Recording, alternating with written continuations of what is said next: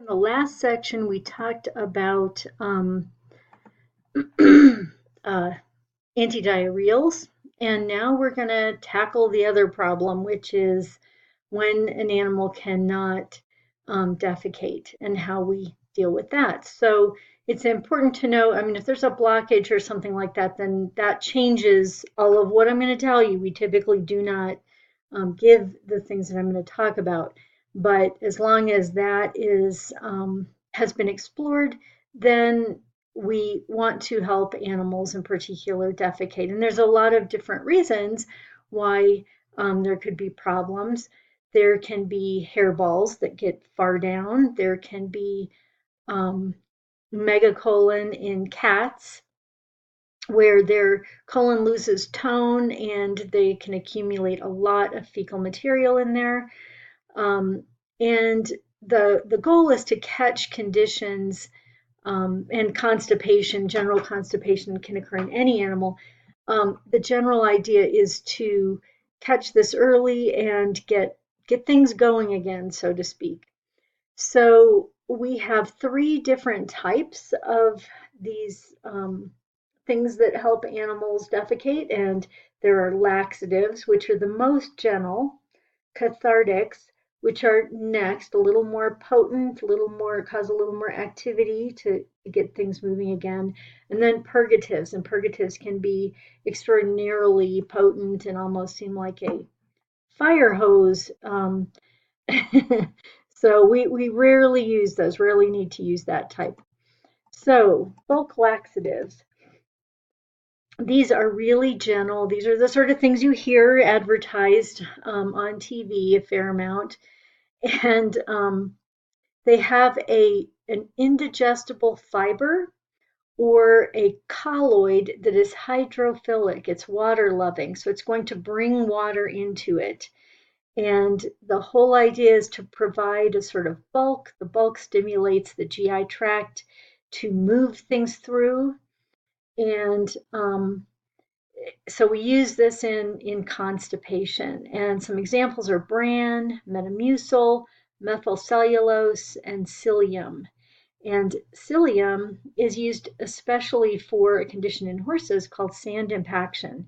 Feeding horses on the ground where there is sand, they can pick up enough sand to accumulate it in their ventral colon.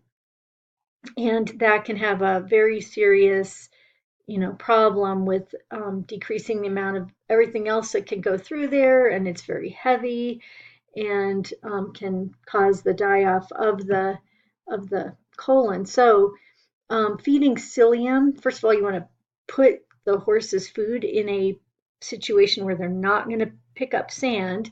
So that's the first thing you tell the owner. But then to help get rid of this sand, you would give this psyllium, which is a brand product. We diagnose that condition, by the way, by taking some fecal balls and putting them into an obstetric sleeve, so a long sleeved clear glove that we use more for vaginal exams in horses.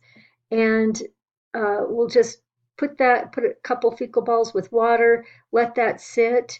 And if we see sand settling down into the ends of the fingertips of those gloves, that clear plastic, we can diagnose that the animal has sand in their diet.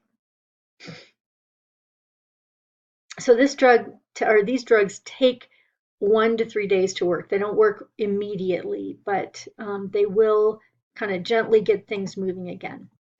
So lubricants, so those are bulk laxatives, and then lubricants are our other major type. And these are things that basically help the passage of feces. So they're not going to change it as much as just help it move along. They will draw some fluid into the stool. There's things like mineral oil, cod liver oil, white petrolatum, and glycerin.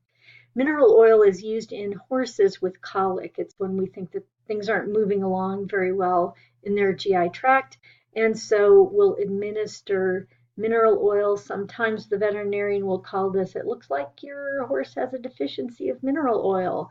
And it's not like that's a normal thing that we feed horses, but it can help things move along. So this is how we administer it. It goes up the nose because of the anatomical arrangement in horses. We go up the nose, plus we don't want them chewing on a tube, right?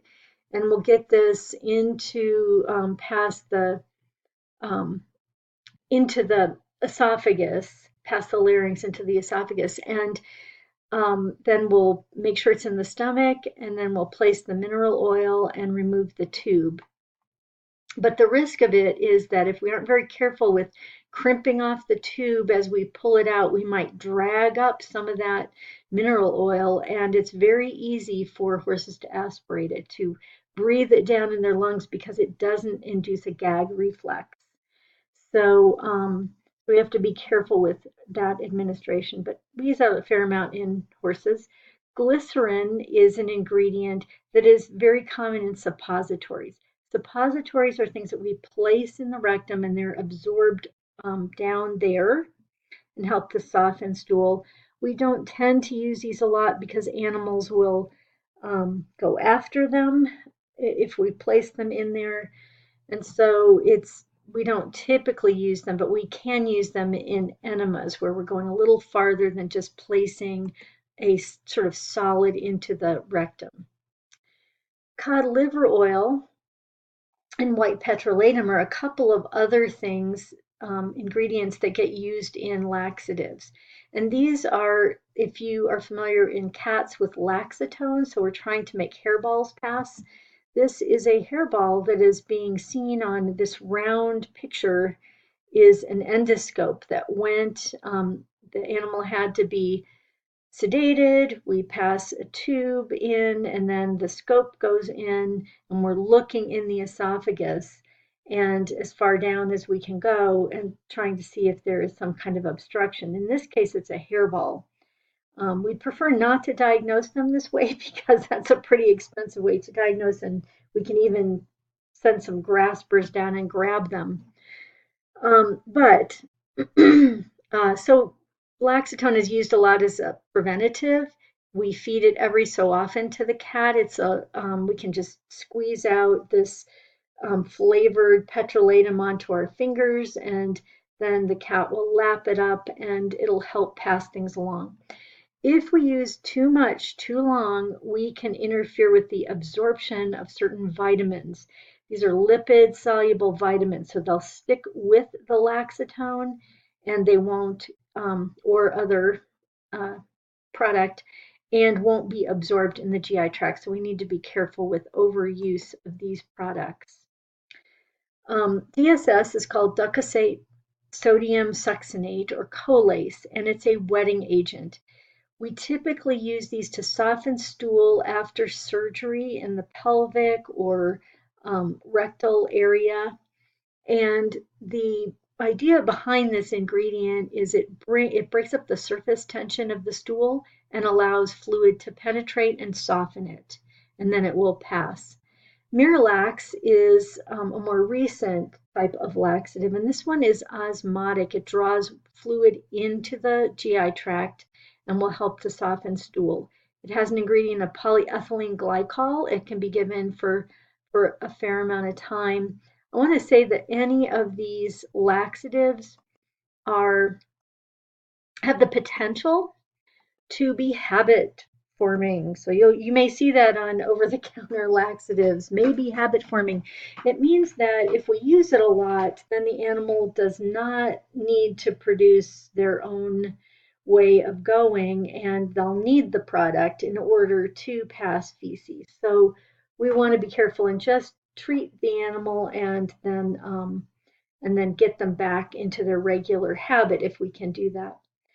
Couple of areas that I just want to bring up are saline laxatives and enemas come in this area. Milk of magnesia, which is these are salts, hypertonic, so they're very hyper, um, they have a high concentration in them.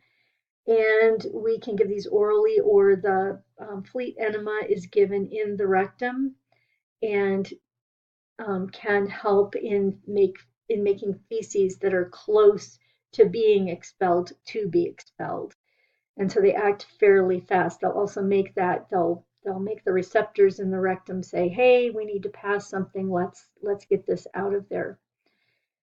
Um, the thing we don't tend to use these because they can the electrolytes in them, the phosphate, the magnesium can be absorbed. Even the phosphate salts in the enema can be absorbed rectally, and it can cause um, electrolyte abnormalities. In the case of magnesium, it can cause muscle weakness and central nervous system disturbances. And with phosphate in cats, it can lead to a hypocalcemia, which then causes a tetany or uh, kind of a pulsing of the muscles. And so we don't tend to use these, but I want to make mention of them because people may be using them and asking why we're doing that. Why we aren't giving these drugs to the animals.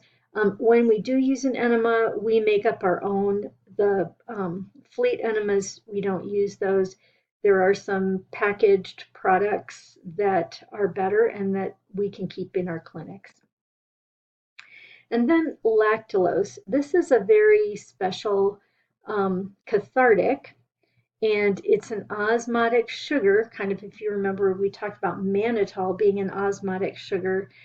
This brings in fluid into the GI tract and helps with constipation, but it's also used very much with a disease called hepatic encephalopathy. So when we have a problem um, with the liver, we can get um, ammonium in the GI tract that is produced in part because of this problem with the liver, and the ammonia uh, it gets absorbed, and that creates this encephalopathy, which is a neurological problem, neurological signs. The animal becomes a bit out of it, and so we can give this um, lactulose, and it helps to reduce that absorption of the ammonia.